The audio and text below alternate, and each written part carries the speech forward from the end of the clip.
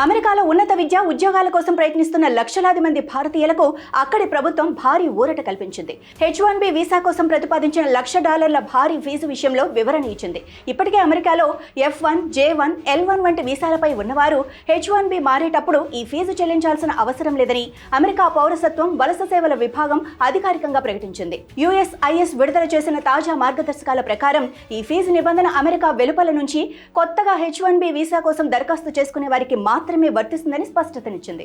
భారత ప్రధాని నరేంద్ర మోడీతో తాను మాట్లాడినట్లు అమెరికా అధ్యక్షుడు డొనాల్డ్ ట్రంప్ తెలిపారు. రష్యా నుంచి భారత్ చమురు దిగుమతులను తగ్గిస్తుందని, ఇది యుక్రెయిన్లో శాంతికి దారితీస్తుందని చెప్పారు. భారత్ పాకిస్తాన్ మధ్య తాను శాంతి తీసుకొచ్చానని కూడా ఆయన మరోసారి పేర్కొన్నారు. వైట్ హౌస్ లో మంగళవారం జరిగిన దీపావళి వేడుకలో ట్రంప్ పాల్గొని దీపం వెలిగించారు. భారత్ అమెరికా మధ్య మంచి ఒప్పందాలు జరుగుతున్నాయని, వాణిజ్యం, ప్రాంతీయ శాంతిపై చర్చించామని, రష్యా ఆయిల్ దిగుమతులను తగ్గించడంపై తనకు ప్రధాని మోడీ హామీ ఇచ్చారని చెప్పారు. పాకిస్తాన్, ఆఫ్ఘనిస్తాన్ మధ్య ఉద్రిక్తతలు కొనసాగుతున్న వేళ దాయాది దేశానికి మరో ఎదురుదెబ్బ తగిలింది.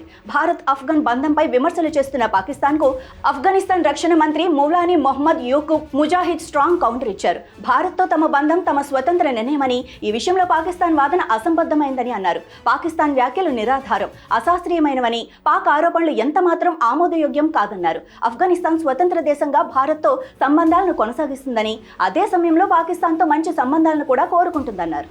బీహార్ ఎన్నికల్లో బీజేపీ ఒత్తిళ్ల కారణంగానే తాము 3 అభ్యర్థులను పోటీ నుంచి విరమింపజేయాల్సి వచ్చిందని జన్ సురాజ్ పార్టీ అధ్యక్షుడు, రాజకీయ వ్యూహకర్త ప్రశాంత్ కిషోర్ ఆరోపించారు.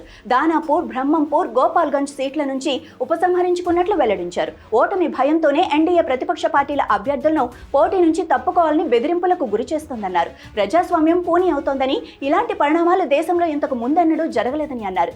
ఎన్నికల సంఘం అభ్యర్థులకు తగు భద్రత కల్పించాలని ఆయన కోరారు.